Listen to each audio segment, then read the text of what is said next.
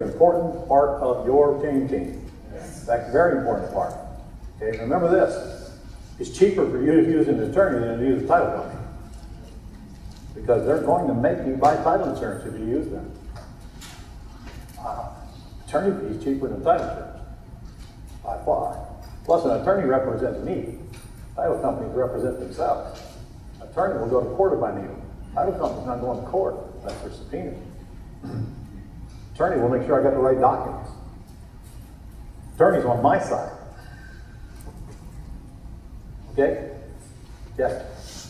One that you can ask the attorney is what type of real estate you personally invest in. Well, whether my attorney buys property or not is really not that important to me, because most of them don't. And I'm not going to hold that against them. That doesn't mean they are not good real estate attorneys. I don't really care. Same with an accountant, to tell you the truth. My accountant doesn't buy houses, but he sure saved me a lot of money. And I trust his advice explicitly when it comes to dealing with the IRS. He used to work for him. I'm sure not going to ask him anything about how to buy houses. In fact, I'm not even going to ask him how to make money, because he sure don't know.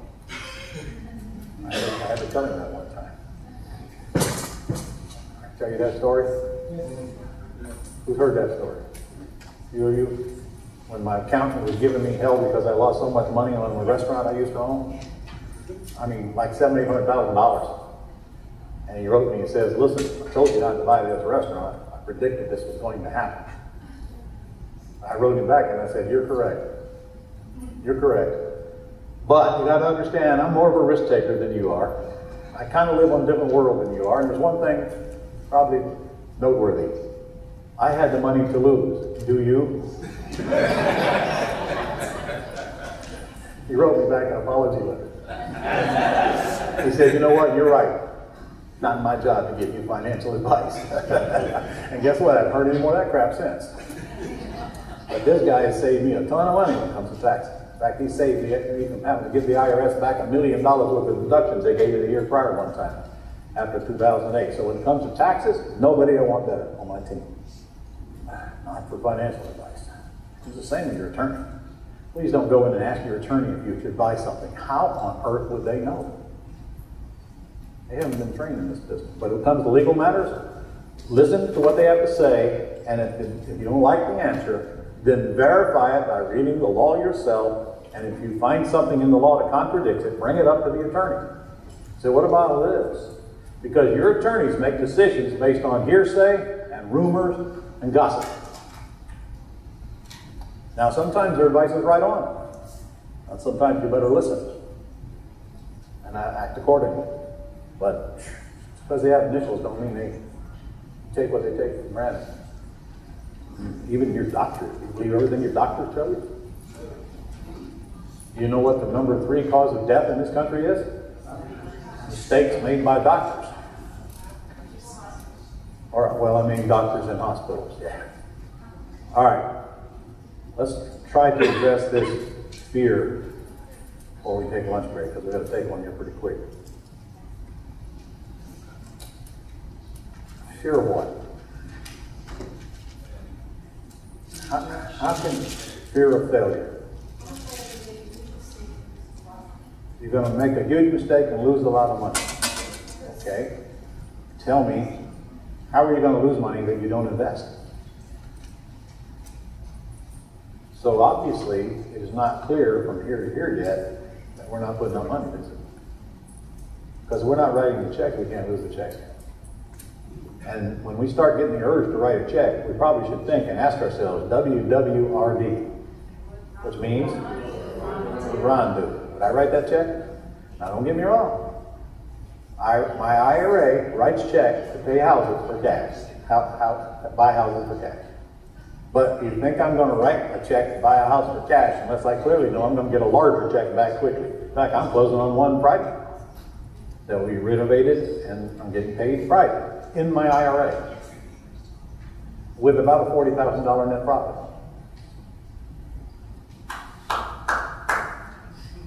I'll just say it, that sounds cool to me. But it won't work where you live, so don't worry about it.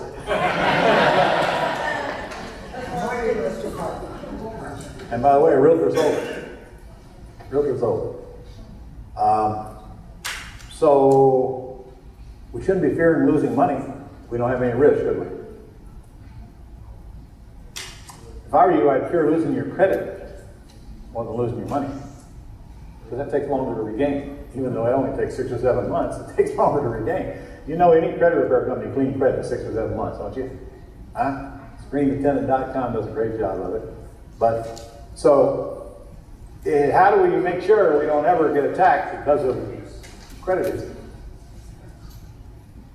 We don't guarantee debt. If you don't guarantee debt, nobody can ever come after you for the debt. Geez, I hope you guys understand that. If your name ain't on the bottom of the note or guaranteeing anything, nobody can pursue you personally. Isn't that why we have entities? Take the entities to take the heat off of us. That's what they're for. I just won a case to that effect. I've still got creditors for suing me in 2008. Got one anyway. And he tried to get money out of my bank account. I had to go to court and convince the judge that he didn't have the right to do it. Judge agreed. But he put a hold on the bank account until I won the case. But I won the case. Right? Anyway, stay away from guaranteeing debt. So that if you do, that's one fear you don't have to worry about anymore. Should you build a single-family house business without ever borrowing any money from any kind of lending institution? Because that's the only way it's going to be stable, ladies and gentlemen. Because if you start borrowing money, you're at risk. Not only are you at risk, doesn't it screw up your financial statement? Because that credit shows on your financial statement. What if you want to actually borrow money for something worth borrowing? What if you want to do a commercial deal that can make you 7 figures? And now you got your financial statement all screwed up because it is personally guaranteed house debt. You can buy all the houses you want without guaranteed debt. Why on earth would you even think about guaranteeing the debt? Don't do it. Number one, the biggest mistake you can make is guaranteeing the debt. Now, what if you already got a bunch of guaranteed debt? Who falls into that? Okay? What are you going to do about it? You're not going to fix it by next Thursday, are you? But if you have guaranteed debt on houses, would it, by the way, could we have another crash? Will we have another crash? Yes. Guaranteed. We just don't know when it is, do we?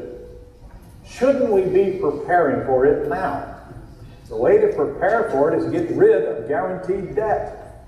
How do we get rid of guaranteed debt? We sell the houses that have the guaranteed debt on them. Oh, but I like that house. Oh, baloney. Replace it with one that doesn't have guaranteed debt then. Take the money, put it in the bank, long-term capital gains while you can, and go replace them with houses that don't require guaranteed debt. In fact, for every one you sell and get cashed out of, you go buy 10 more that don't require cash. Your empire grows much faster because no house is worth saving. They're just houses. They all look alike. They're a box. They can easily be replaced. Get rid of guaranteed debt. If I were you, that would be high on my list of things to do. Get rid of it. House you live in, I know you're not going to sell that just to get rid of the debt, but what if you had a plan to pay it off? Maybe you'd like to own your home free and clear. Notice ladies raising their hands. All ladies want their house free and clear, don't they? Why? Because they know you're going to outlive your guys, and they want to make sure they don't have a debt. Because they're afraid your replacement won't be able to pay for the house. Yeah. And the pool boy don't have the money to pay for the house. So, how are you going to pay off the debt on your house? The answer is, you've got to have a plan to increase your cash flow and apply it to the debt on your house so there is no more debt on your house. How are you going to feel when you take the next 3 years and pay off your house? Well, it's going to do a lot of things for you. Number one, it's going to get your house free and clear. Number two, what's it going to do to your self-confidence? I mean, through the roof. Number three, look at the interest you save. You know that when you finance a house for 30 years, you're paying 3 times what you paid for the house. but not if you pay it off in 3 years. Look at the hundreds of thousands of dollars worth of interest you save. But what you've done is you've challenged yourself and put yourself under a deadline to make an extra $10,000 a month or whatever to apply to your house and pay it down quickly. Pretty soon you develop the habit and you know you can do it. Now, if you really want to set the ships ablaze so you can't get voted off the island, put it out to the bank and literally refinance it for 3 years, 5 years, or whatever, so that payment is due every month. Now, that's not a requirement.